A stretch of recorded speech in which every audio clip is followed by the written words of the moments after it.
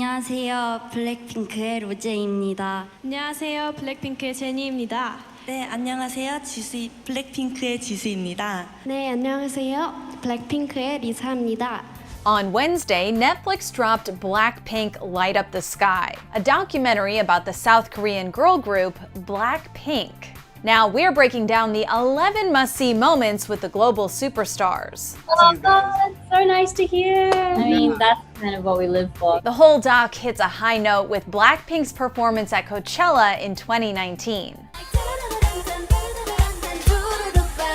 너무 긴장해가지고 막 맞아. Yeah.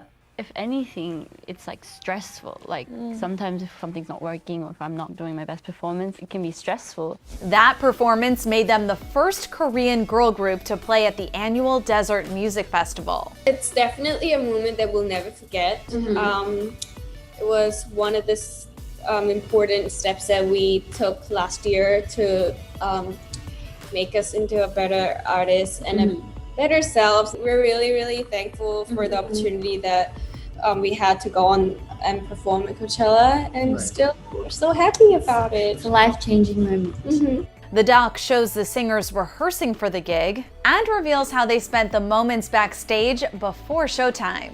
ไม่ว่าแม้ว่าเราจะแบบแก่กันแล้วมีคนรุ่นใหม่เข้ามาถ้าเกิดว่าเขาพูดถึง BLACKPINK มันก็ยังจะเป็นแบบขึ้นชื่ออยู่ว่าเขาเคยเป็นอย่างนี้เป็นอย่างนี้เป็นอย่างนี้นะ The documentary also takes a close look at the ultra-competitive K-pop industry, where groups are assembled by veteran talent spotters and put through an intense training regimen. K-pop. K-pop is taking the U.S. by storm. K-pop has become a worldwide cultural phenomenon.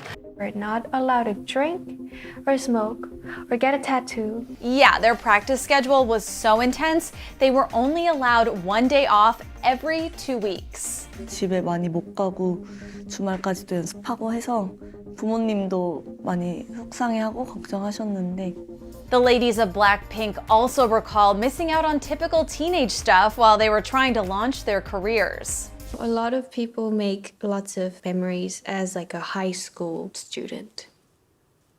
But I never had that. And missing their families. In Australia, I dropped out of school. I had never even imagined myself living apart from my family. I hadn't even like slept more than 2 weeks out of home. It was a really hard word. I'm gonna cry. I'm gonna cry. They also open up about the pressure to succeed. 다음 게 나올 때는 저희도 부담이 있는 거죠. 막 그래서 어떻게 해야 되지? 막 우리 이제 어떻게 해야 돼? 우리 빨리 더 새로운 거 생각해 보자. 이러면서 쫓기는 듯한 느낌이 들었는데. And experiencing body image issues. 그 친척들 사이에서 왕따 당했었어요. 못생겼다고. The group gets super vulnerable in the doc, and when ET caught up with BLACKPINK back in September, they revealed why now was the right time to share a more raw side of themselves with their fans, who are lovingly called Blinks. In the beginning of our debut and stuff, we wanted to be very sure about the contents that we put out and make sure to not let anyone see our flaws, maybe. But I think we've come to a point where we kind of lay back and kind of share the unfiltered, real versions of us to the world. Ready to just be vulnerable. And kind of just be like, this is how we started, and this is why and how we got here kind of story. Yeah. So, yeah.